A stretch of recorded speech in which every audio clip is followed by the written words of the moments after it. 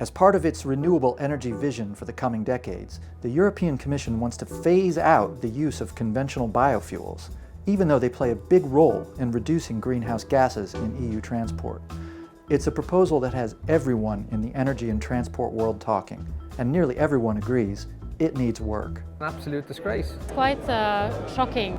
Typically a Brussels compromise where everybody is actually unhappy. I think the root cause of this policy accident, as I call it, is a misunderstanding of biofuels. Putting the word bio before a fuel doesn't make it sustainable. We need to be critical on that point, and we need to be strong on sustainability criteria. The different myths that have actually contaminated the biofuels debate have been debunked one after the other, whether it's food versus fuel, whether it's land grabbing, or whether it's ILUC. Ethanol doesn't cause any of these problems. I think this is all fiction.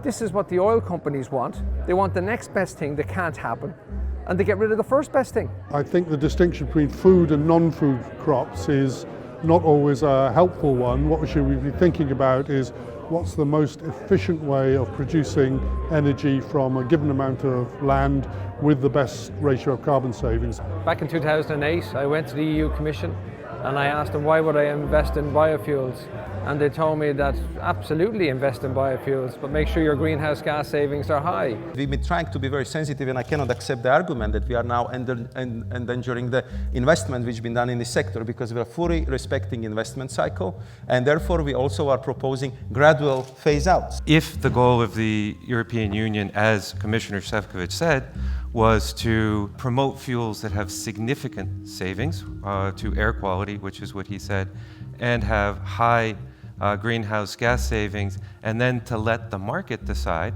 which I think we agree with, then that fuel right now would be ethanol. The Commission has had its say, and so have the people. A new EU-wide poll shows overwhelming public support for conventional biofuels, with 69% saying EU policies should support them. Now it's up to the European Parliament and EU member states to decide whether to phase out conventional biofuels and continue Europe's reliance on fossil fuels. Overall targets and aims is not ambitious enough to reach the Paris Agreement.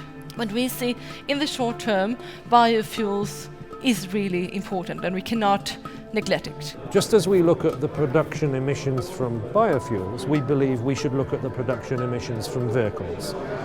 Because a decision to put an electric car on the road has got a carbon cost, a carbon decision cost, as well as a financial decision cost. Electrification is the future, but we're not there yet. We have a fleet of cars and vehicles out there on the road, so we need to also work in the shorter terms on how to use them in a better way. And coal-based electricity put into a battery is not a sustainable transportation. I think the challenge to decarbonize transport is so big that you need to use all solutions available, and that includes, of course, sustainable biofuels. We cannot afford to phase out anything that is better than fossil. On one hand, you have to have very strong standards, and on the other side you have to have clean fuels. To really achieve the goals we have for 2030 and for 2050, we would need all the technologies. If you look at all the reports, they all say the same thing.